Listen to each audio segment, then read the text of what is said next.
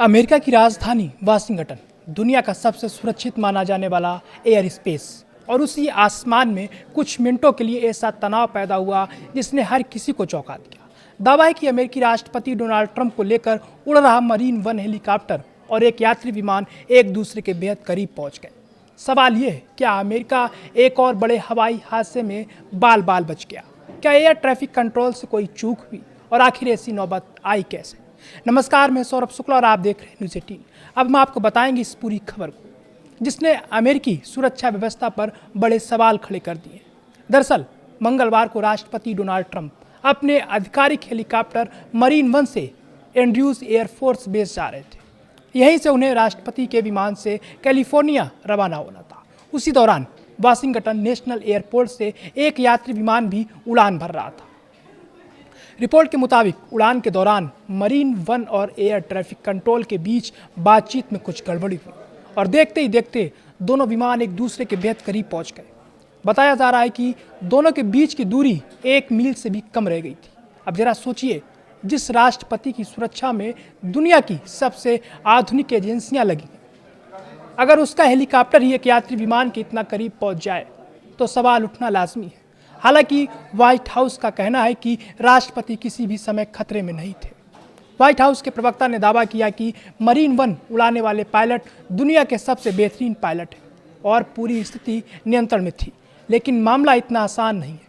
America की national transportation safety board यानी NTSB ने इस पूरे मामले की जांच शुरू कर दी है।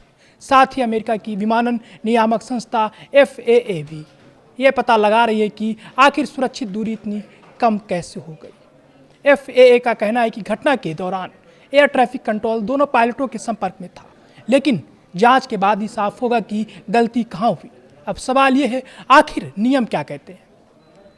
रिपोर्ट के मुताबिक दो विमानों के बीच कम से कम 1.5 मील की दूरी और करीब 500 फीट की ऊंचाई का अंतर होना चाहिए। अगर ये दूरी कम होती है तो उसे बेहद गंभीर माना जाता है। यही वजह है कि इस घटना ने पूरे अमेरिका में नई बहस छेड़ दी और इस घटना की गंभीरता इसलिए भी ज़्यादा है क्योंकि जनवरी 2025 की वो दर्दनाक दुर्घटना आज भी लोगों के जहन में ताज़ा है। तब वाशिंगटन नेशनल एयरपोर्ट के पास एक यात्री विमान और सेना के ब्लैक हॉक हेलीकॉप्टर की टक्कर हो गई थी।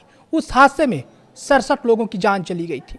उसके बाद FAA ने सुरक्षा नियम और भी सख्त कर दिए थे, लेकिन अब फिर उस इलाके में दो विमानों के बेहद करीब आने की घटना कई सवाल छोड़ रही है।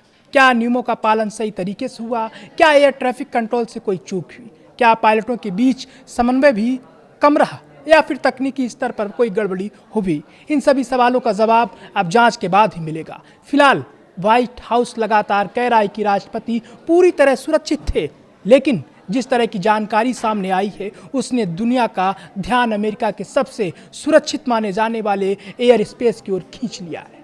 अब पूरी दुनिया की नज़र NTSB और FAA की जांच पर टिकी है, क्योंकि अगर इस घटना में किसी तरह की लापरवाही साबित होती है तो अमेरिका की हवाई सुरक्षा व्यवस्था पर एक बार फिर बड़े सवाल उठेंगे।